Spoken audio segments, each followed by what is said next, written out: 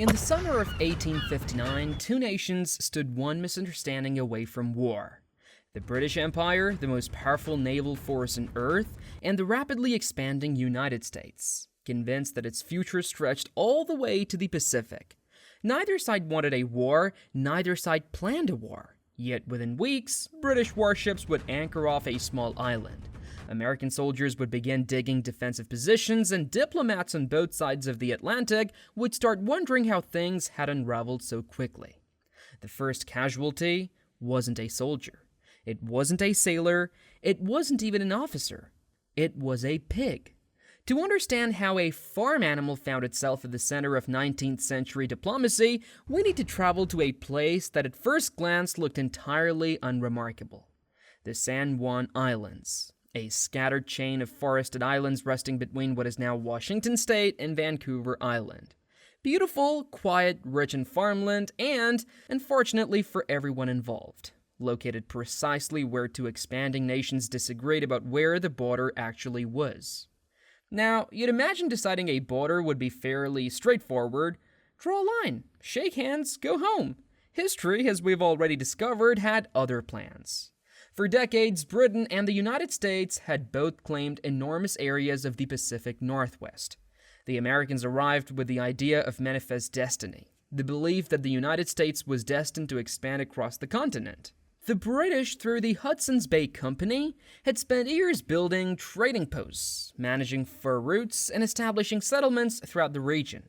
Neither side was especially eager to surrender territory. Fortunately, neither side was especially eager to fight over it either. So, in 1846, they reached what seemed like a sensible compromise. The Oregon Treaty. On paper, it solved the dispute. The border would follow the 49th parallel to the sea. Simple, elegant, almost. Because the treaty then added one deceptively innocent phrase. The border would continue through the middle of the channel which separates the continent from Vancouver Island. That sounded perfectly reasonable until somebody asked, which channel? There were inconveniently two navigable channels. The Haro Strait and the Rosario Strait. Choose the Haro Strait, the San Juan Islands belong to the United States. Choose the Rosario Strait, the islands belong to Britain. The treaty never specified which one its authors actually meant. It was less of a finished agreement and more of an unfinished sentence. Remarkably, neither government rushed to fix the problem. After all, the islands weren't exactly bustling cities. They were remote, forested, thinly populated. Surely this could wait. History has an excellent record of proving that we'll deal with it later is rarely a long-term strategy. For several years, the disagreement remained mostly peaceful. American settlers gradually arrived. British employees of the Hudson's Bay Company continued farming and raising livestock. Life carried on, people built homes, cleared fields, raised families, and for most part, ignored the fact that two different governments believed they lived in two different countries. It was an unusual arrangement. Imagine waking up every morning and discovering your neighbor believed your house belonged to another nation. Awkward, manageable, but undeniably awkward. Then, along came the pig. It belonged to Charles Griffin, a respected employee of the Hudson's Bay Company. Griffin wasn't trying to provoke an international incident, he was trying to run a farm. Unfortunately, one of his pigs had developed a particular fondness for somebody else's vegetables. Across the property line lived an American farmer named Lyman Cutler. Like many frontier settlers, Cutler depended heavily on his crops. Every potato mattered, especially when farming on a remote island where replacing lost food wasn't exactly as simple as visiting the nearest supermarket. Day after day, the pig wandered into Cutler's garden. Day after day, it treated his potato patch like an all-you-can-eat buffet. Cutler chased it away, again, and again, and again. The pig remained impressively unconcerned. One morning in 1859 June, it came back. Cutler watched it happily helping itself to yet another meal, but by this point, diplomacy had largely failed. He reached for his rifle, pulled the trigger, and with one shot, history suddenly became everybody's problem. At this point, there were still countless opportunities for the story to end peacefully. One farmer could apologize, one neighbor could accept compensation. One disagreement could remain exactly what it was, a disagreement. Instead, two governments became involved. And before long, the world's most powerful empire was preparing warships, because one exceptionally determined pig refused to respect international boundaries. If history has taught us anything so far, it's that small problems have an extraordinary talent for introducing themselves to very important people. For the moment, however, this was just still an argument between neighbors. Lyman Cutler had shot a pig, Charles Griffin wanted paying for it, reasonable enough. Cutler wasn't opposed to paying compensation. In fact, he reportedly offered around $10 for the animal, a respectable sum for an ordinary farm pig. Griffin wasn't impressed. He believed the pig was worth considerably more. Accounts differ on the exact figure he demanded, but they agree on something far more important. Neither man was prepared to admit the other was in the right, and that throughout history has often proved more expensive than the original problem. Griffin had another reason to be annoyed. From his perspective, the pig hadn't wandered into foreign territory, it had wandered into British territory. Territory that happened to contain an American neighbor. Cutler naturally saw the situation rather differently. As far as he was concerned, he was an American farmer protecting American crops on American soil. The potato patch hadn't become an international incident, it had become an international incident because nobody could agree whose potato patch it actually was. At this stage, cooler heads still had every opportunity to settle the matter. A payment could have been negotiated, an apology exchanged. Perhaps somebody could even have built a slightly better fence. Instead, the disagreement wandered into the one place from which historical arguments rarely return peacefully: government. Both Britain and the United States already had officials stationed in the region, and both were growing increasingly frustrated with the uncertainty surrounding the islands. American settlers continued arriving each year, the Hudson's Bay Company continued operating farms and grazing livestock. The longer the situation remained unresolved, the more each side worried that simply existing on the islands might eventually strengthen the other's legal claim. In other words, every new barn, fence, potato field, and farmhouse had quietly become part of an international argument. The pig had merely drawn attention to one that was already waiting. The American settlers wasted little time reporting the incident to Brigadier General William Selby Harney.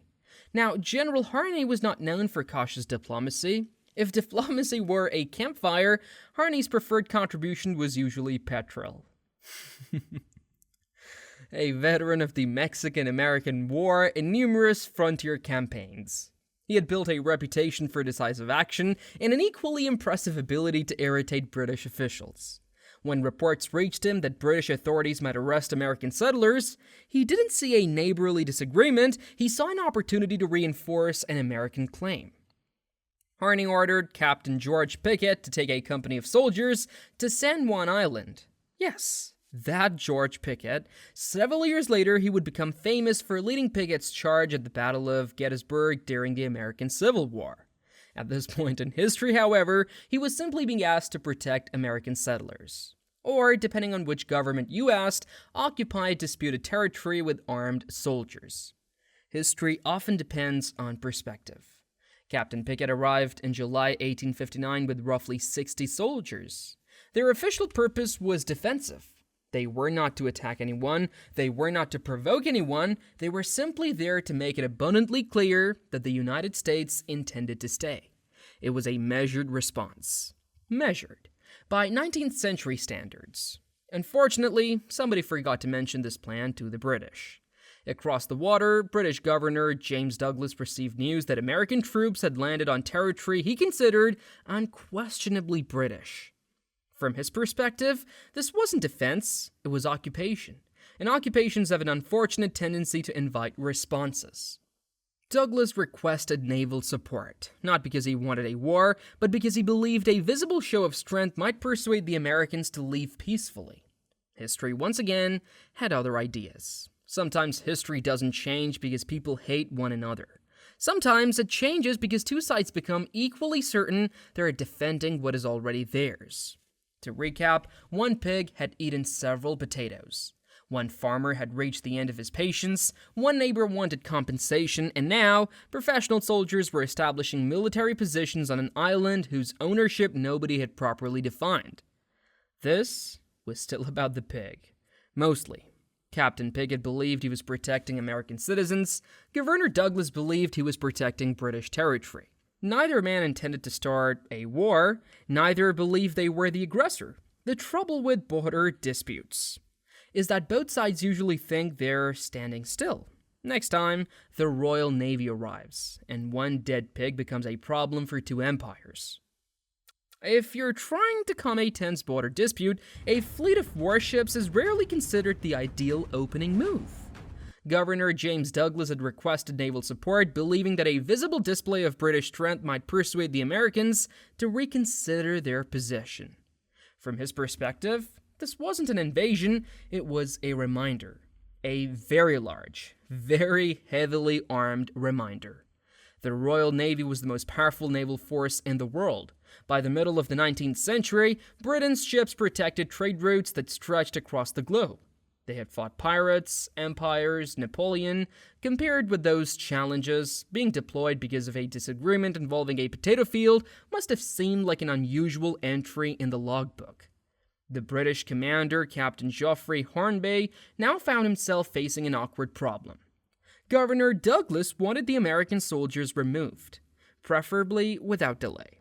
Hornby had considered more experience at sea than in political theater, and from what he could see, removing armed soldiers from disputed territory carried one rather obvious disadvantage. The soldiers were armed. Across the island, Captain George Pickett was equally determined. He had no intention of abandoning his position. His orders were clear. Protect the American settlers. Remain on the island. Do not surrender American claims. Fortunately, Pickett was also under strict instructions not to fire first, an instruction that would become increasingly valuable. For several tense days, both sides watched each other carefully. No shots were fired, no battles erupted, but neither side backed down. History often imagined wars beginning with dramatic speeches. In reality, many begin with people standing around, waiting for somebody else to make the first mistake. Back in Washington, General Harney received reports that British warships had arrived. His solution demonstrated a remarkable commitment to consistency. He sent more soldiers. Soon, the American force grew from around 60 men to several hundred.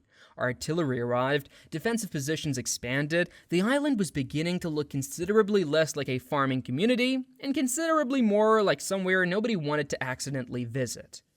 The British responded in kind. Additional naval vessels entered the surrounding waters. At one point, 5 Royal Navy warships stood offshore. Their guns vastly outmatched anything the Americans possessed on land. Had fighting begun, the outcome of the first battle would probably have been brief, which made it all the more remarkable that nobody fired. Sometimes courage isn't charging into battle, sometimes it's refusing to be the person who starts one. The commanders on both sides deserve more credit than they often receive. Captain Hornby understood that opening fire over disputed territory could trigger consequences reaching far beyond a single island. Captain Pickett, despite his famously confident personality, resisted every opportunity to provoke a confrontation. Neither man wanted to become the officer remembered for starting a war over livestock, a surprisingly sensible career decision. As weeks passed, the situation settled into an uncomfortable rhythm. British ships remained offshore, American soldiers remained on land. Each side observed the other, each side strengthened its position, each side waited. It became less of a battlefield and more of a very tense neighborhood dispute involving considerably more cannons than usual. Meanwhile, messages crossed oceans. Letters traveled between military commanders.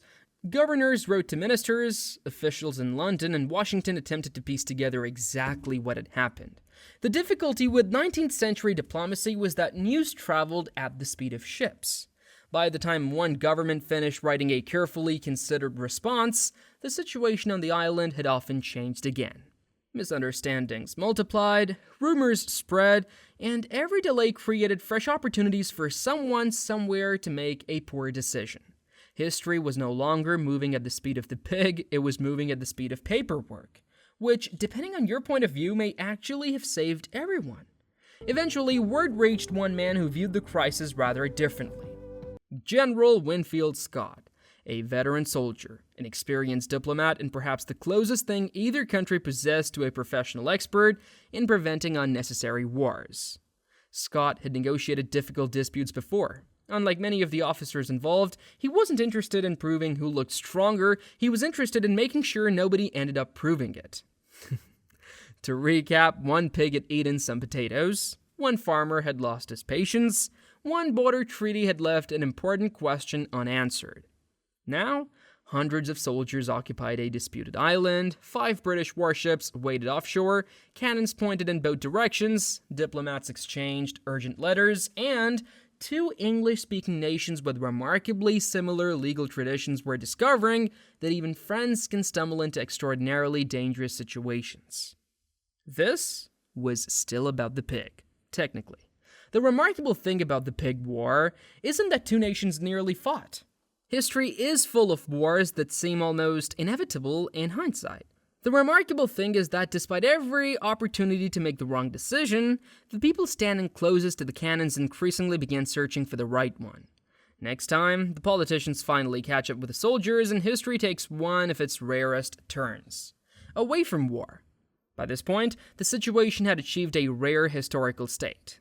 Both sides were heavily armed, both sides were alert, both sides were reinforced, and both sides were quietly hoping that someone, anyone, somewhere far away would make a decision before a local initiative accidentally caused international history. Fortunately, that someone arrived. General Winfield Scott had seen enough conflicts to understand a simple truth. Most wars do not begin with hatred, they begin with momentum. And momentum, once it reaches a certain point, tends to ignore common sense entirely. Scott was sent not to win a battle, but to prevent one, which, depending on the situation, is often the more difficult assignment. Scott's arrival marked a shift in strategy. Until now, both governments had relied heavily on military positioning. Ships, troops, flags, cannons, the usual 19th century vocabulary for "we are very serious about this misunderstanding." Scott, however, had a different idea. Remove the urgency, reduce the pressure, and most importantly, stop the soldiers from being left alone with their imaginations. He proposed something unusual, a joint military occupation. Not Britain, not America, both. At the same time, on the same island, sharing control, waiting, talking, not shooting. A solution so simple, it feels almost suspicious in hindsight. The British commander, Captain Hornby, received the proposal with cautious approval. From his perspective, it achieved something rare in diplomacy. It prevented war without requiring either side to admit it was wrong, a surprisingly popular category of solution. Captain George Pickett, meanwhile, was transferred away from direct command of the situation, a decision that may have prevented history from becoming significantly more complicated. Pickett would go on to serve in the American Civil War, where he would lead a famously disastrous charge at Gettysburg. But here on this small island, he left without firing a shot, a detail that history does not always guarantee. With both military forces now under calmer supervision, something unusual began to happen. Daily life resumed.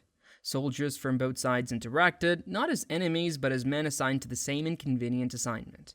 They shared space, they exchanged observations, they even, according to some accounts, participated in polite social interactions, which may be one of the most historically important examples of human beings deciding that escalation is simply too much effort.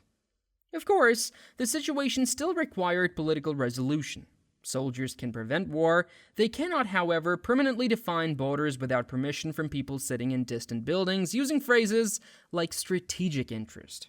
So, negotiations continued, slowly, across oceans, through letters, through officials who had never seen the island in question.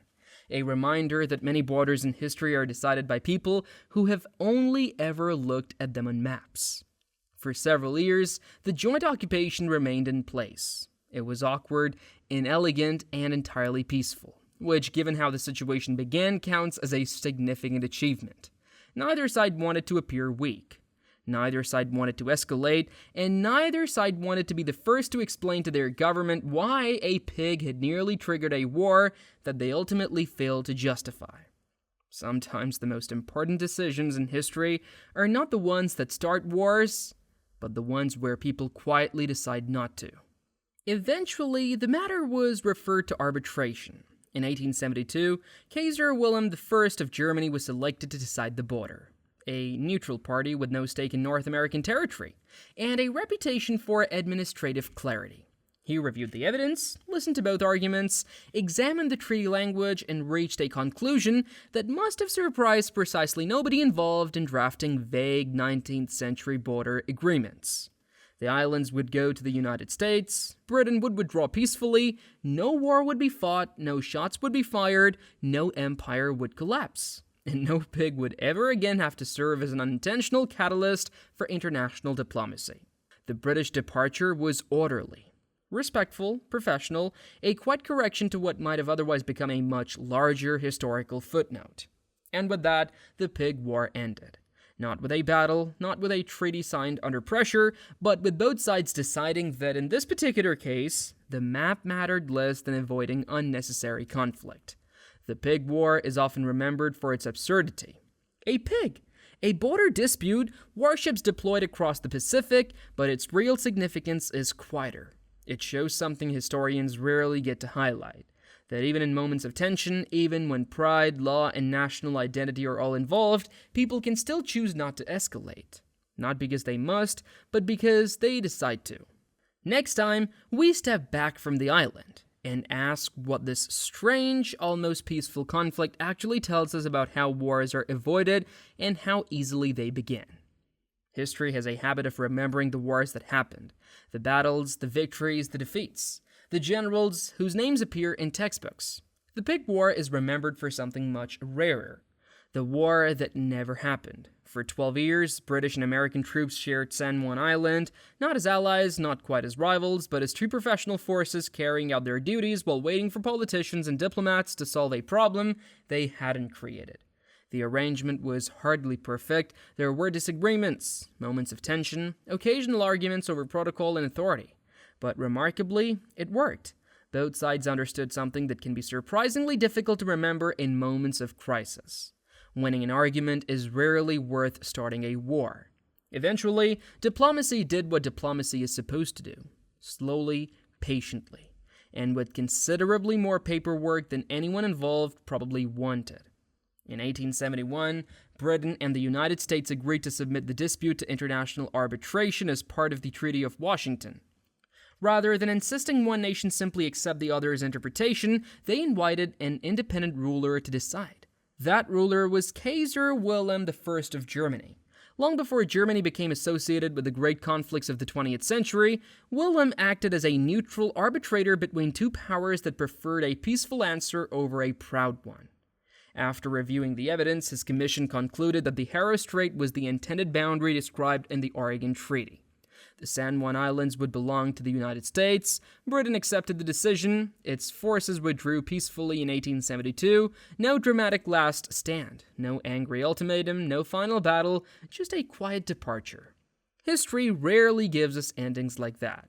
It's tempting to laugh at the Pig War. After all, the title practically encourages it. But if we stop there, we miss what makes the story extraordinary. The pig wasn't the cause of the crisis, it was the spark. The real problem had existed for years. A poorly defined border, competing territorial claims, national pride, slow communication, military commanders trying to interpret political problems. The pig simply wandered into a dispute that was already waiting for something to ignite it. History is full of moments like this. Small events exposing much larger tensions. Sometimes history isn't changed by the thing that starts the fire, it's changed by everything that allowed the fire to spread. There is another reason historians continue returning to the Pig War. It offers a rare example of restraint. When we study history, we often focus on moments when diplomacy failed. The First World War, the Crimean War, the Napoleonic War, the 30 Years' War. The Pig War reminds us that history is also shaped by the conflicts that never become headlines. Because somebody paused, because somebody listened, because somebody decided that proving a point was less important than preventing a funeral. Those decisions rarely receive statues, yet they deserve them.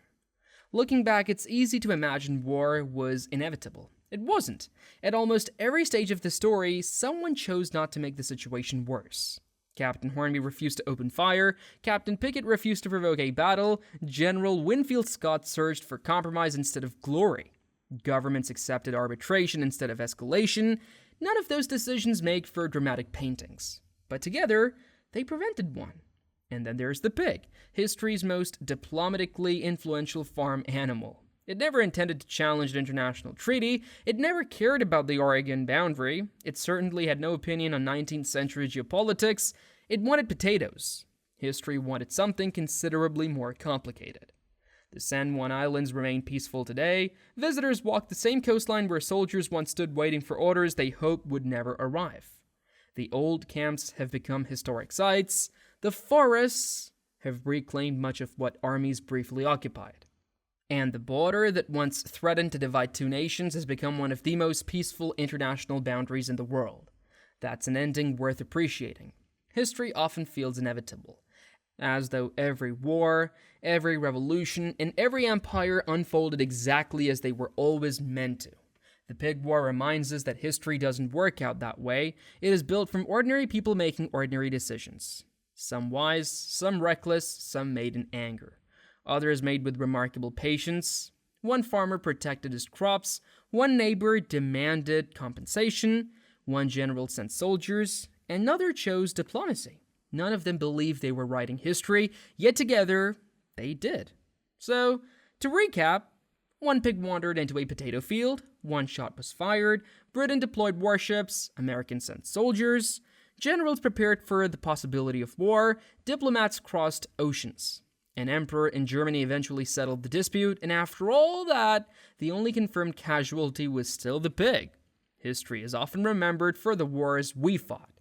Sometimes the stories most worth remembering are the wars we managed to avoid.